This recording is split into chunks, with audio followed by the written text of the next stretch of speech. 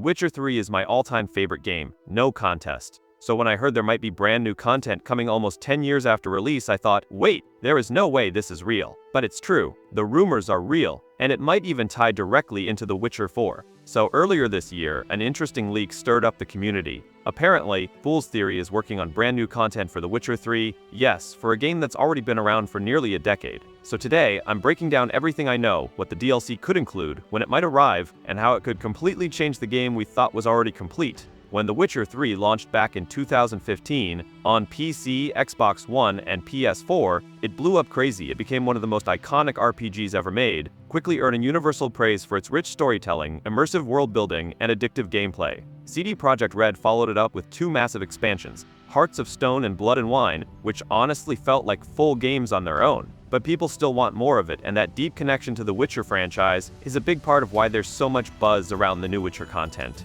Even years later, CDPR didn't just abandon The Witcher 3.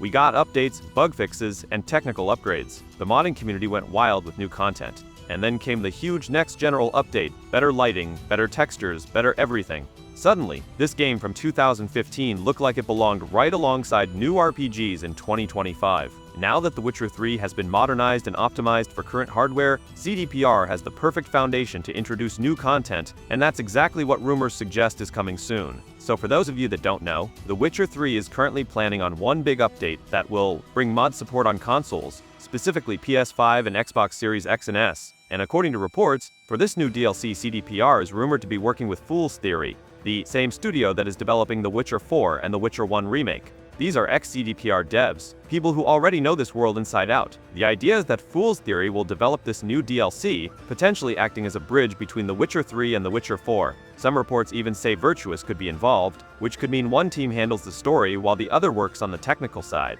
Now, CDPR hasn't confirmed anything yet, but the sources talking about this have been right before, and they have solid previous track records. Since The Witcher 1 remake won't enter full development until after Witcher 4 launches, Fool's Theory has some breathing room, and that means time to work on new Witcher 3 content.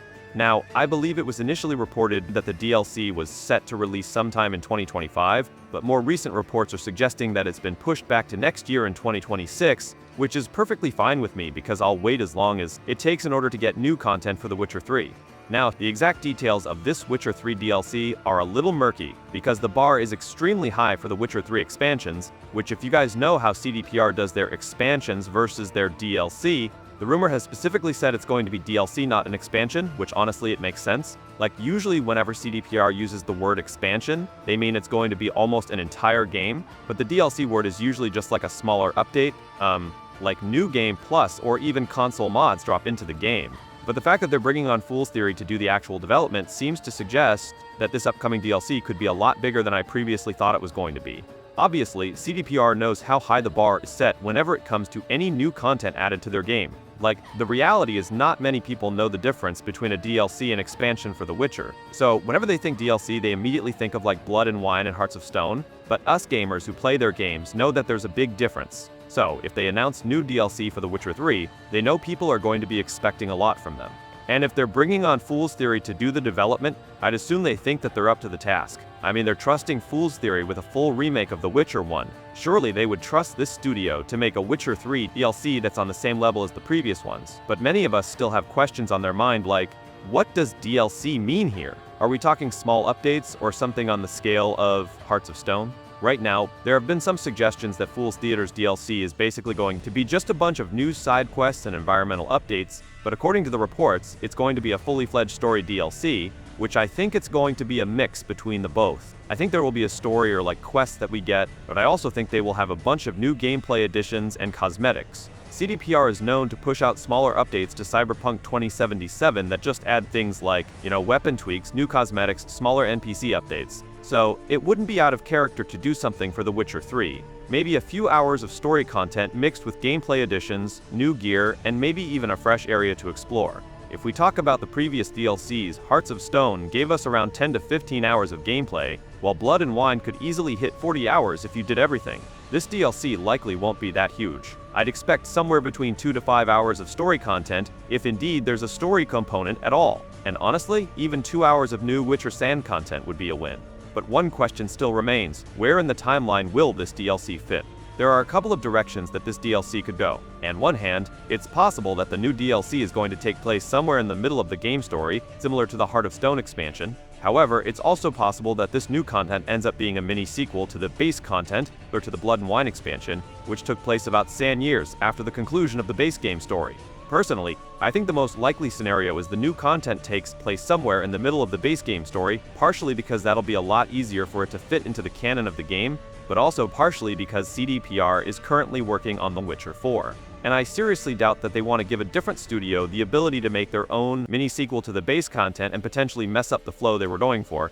I mean, think about it. CDPR was very meticulous about the endings of The Witcher 3, and they were very careful about how Blood and Wine content fit into it, and they're certainly going to be taking all of that into account when they officially show us the transition into Witcher 4. Do you really think they would give another studio the opportunity to, access the space between The Witcher 3 and 4 and potentially allow them to almost mess up the flow of events? Or do you think it's more likely that they're giving Fool's Theory the middle of The Witcher 3 timeline, so that way it's easier for all of the major emotional beats of the existing story to remain untouched? And that's not to say that I don't trust Fool's Theory, because obviously they wouldn't have brought them on if they didn't trust them. But at the same time, they probably want to minimize any potential confusion that can be brought into the canon with a third DLC that is set to add to the story, especially if they're not the ones making it. Which that right there is a big signal to me that the third DLC is going to take place somewhere within the main game story. Which that of course begs the question, what could this story DLC be about? Will this give us more backstory about Ciri's internal struggle?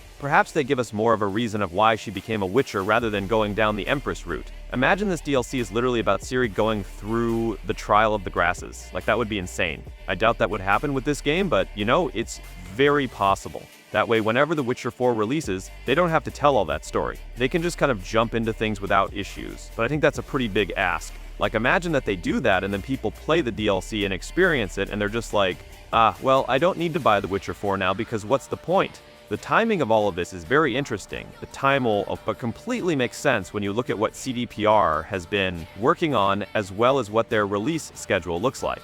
The team alongside Virtuous has been working hard at expanding Cyberpunk 2077, but it's also clear that most of the AAA team working on Cyberpunk 2077 before has moved on to The Witcher 3, and then the rest of the developers are working on Cyberpunk 2 over in the Boston studio.